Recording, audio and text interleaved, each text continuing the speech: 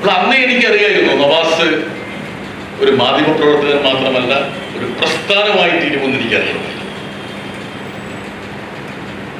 സ്വാഭാവികമായിട്ടും കണ്ണൂരിൽ വെച്ച് അതും നവാസിനെ പോലുള്ള ഒരു പ്രാദേശിക മാധ്യമ പ്രവർത്തകൻ, ഞാൻ പ്രാദേശിക മാധ്യമ പ്രവർത്തകൻ എന്ന് പറയാൻ കാരണം എന്ന് വെച്ചാൽ നവാസ് വൻ നഗരങ്ങളിൽ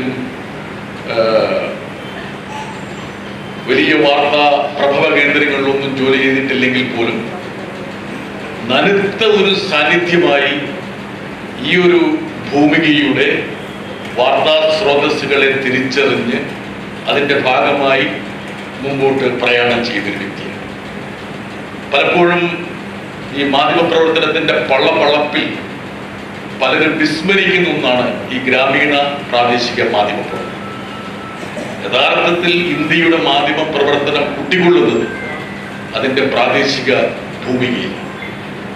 ഇന്ത്യയുടെ മാധ്യമ ചരിത്രം എടുത്തു കഴിഞ്ഞാൽ പ്രാദേശിക തലത്തിലുള്ള മാധ്യമ പ്രവർത്തനമാണ് യഥാർത്ഥത്തിൽ ഇന്ത്യയുടെ മാധ്യമ മേഖലയെ കരുപ്പിടിപ്പിച്ച ഏറ്റവും പ്രധാനപ്പെട്ട ഒരു ശാഖ എന്ന് പറയുന്നത്.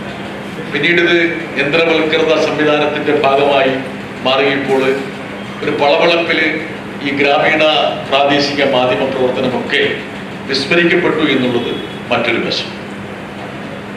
ഞാൻ നവാസിൽ കാണുന്ന ഈ പുസ്തകം ഞാൻ വായിച്ചുകൊണ്ടായിരിക്കും എനിക്ക് ആമോ എഴുതാൻ പറ്റിയത്.